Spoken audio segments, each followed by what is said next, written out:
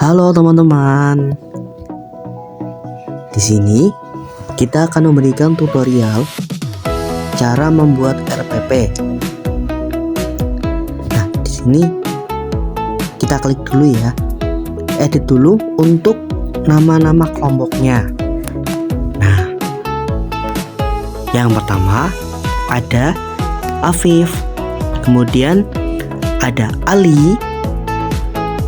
Yang ketiga ada Dia, yang keempat Laili, dan yang terakhir ada Rahma.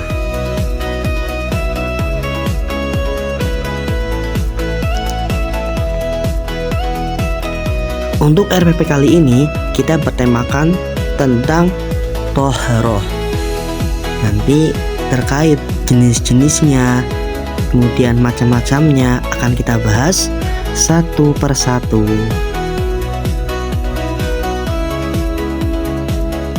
Nah, setelah anggota sudah ditulis semua, kita lanjut ke slide berikutnya, yaitu slide ketiga.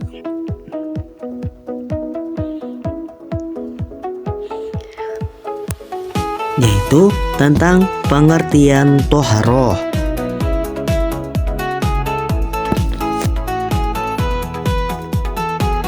Apa sih yang dimaksud dengan Toharoh?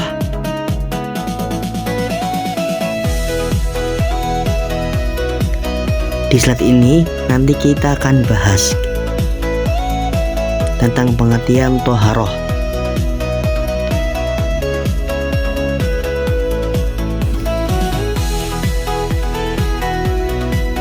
Toharoh adalah keadaan yang tadinya bersih. Toharoh adalah keadaan bersih dari najis seperti benda yang haram disentuh atau dimakan. Dan hadas adalah keadaan yang menghalangi untuk melaksanakan ibadah seperti sholat.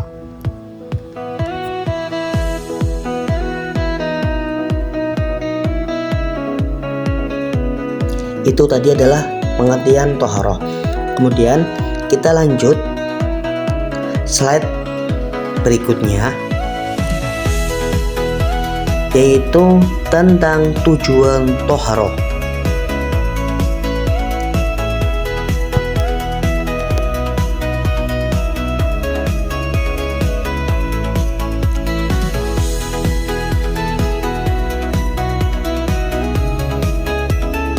Tujuannya adalah ada beberapa poin yang nanti bakal kita tulis terkait tujuan daripada Toharoh.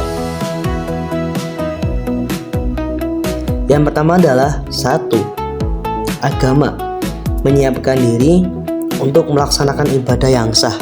Itu yang pertama. Yang kedua, dari segi kesehatan, yaitu untuk mencegah penyebaran yang terjadi karena najis dan kotoran, karena kotoran juga termasuk dari najis. Kemudian yang ketiga adalah sosial,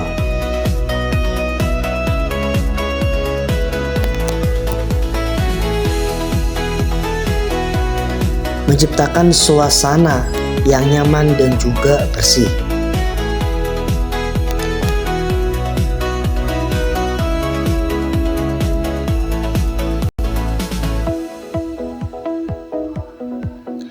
Selanjutnya kita masuk ke slide yang ke-5 tentang kedudukan Toharoh.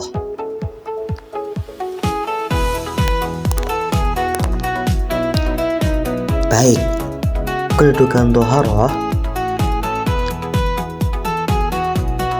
yaitu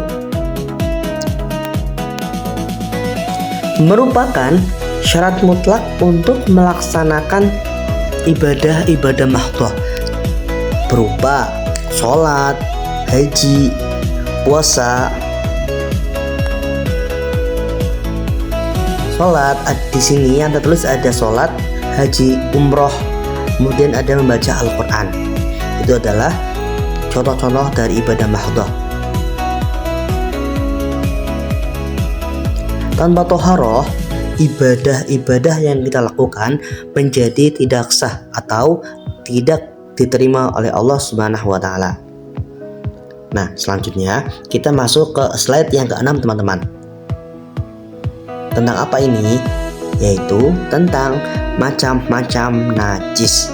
Nah, najis di sini, najis sendiri di sini terbagi menjadi 3. Yang pertama ada najis mukhaladhah, najis mutawassithah, dan yang ketiga najis mukhaffafah. Najis mukhaladhah adalah najis dengan hadas besar. Kemudian yang kedua yaitu najis mutawassithah, yaitu najis sedang, dan yang terakhir ada najis mukhaffafah atau najis ringan. Contohnya adalah seperti air kencing balita yang masih meminum air susu ibunya. Dan untuk cara membersihkannya bisa tilap ataupun dengan cara dicipratkan dengan air.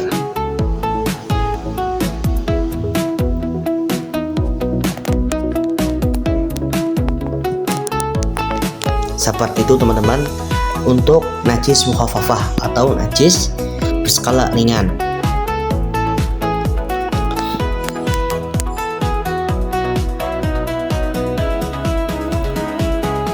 Najis mukhaladhah ataupun hadas besar, najis berat, nah itu seperti air liur anjing, teman-teman. Kemudian untuk membersihkannya bagaimana?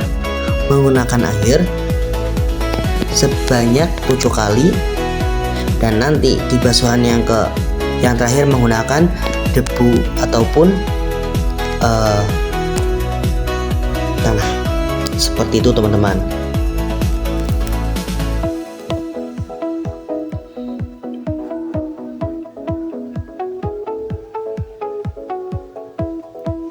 Nah, di sini selain ada air liur anjing, ada darah, kotoran manusia.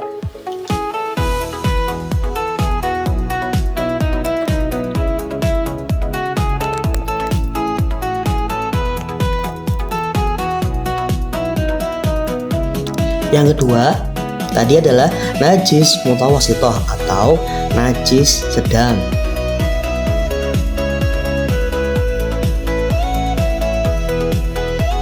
Contohnya adalah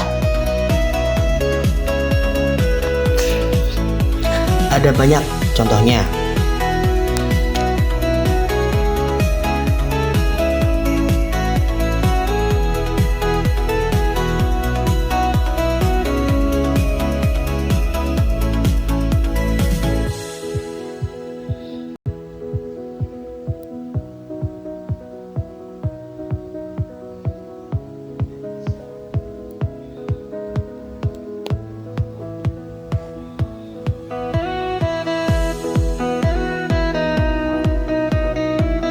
Wah, ternyata kebalik. Yang tadi saya sebutkan di awal itu mukhaladhah ya. Ada anjing, ada babi. Kemudian yang tadi ada kotoran manusia, kemudian darah, itu masuknya ke najis mutawassithah. Dan yang ketiga tadi sudah saya jelaskan sedikit di awal, yaitu air seni ataupun air kencing anak balita laki-laki yang masih minum air susu ibunya. Itu tentang macam-macam najis dan juga cara membersihkannya ya.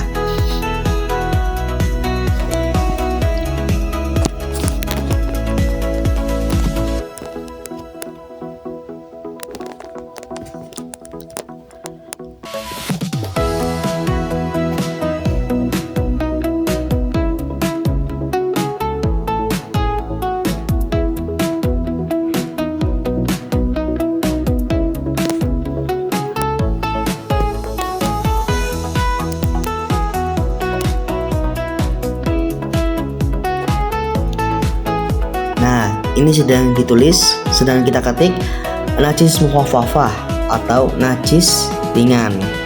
Kita sedikit mengulang kembali. tentang najis mukhafafah ataupun najis ringan.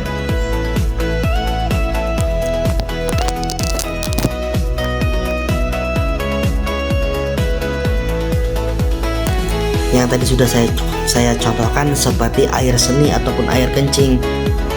Balita laki-laki yang masih yang masih meminum air susu ibunya.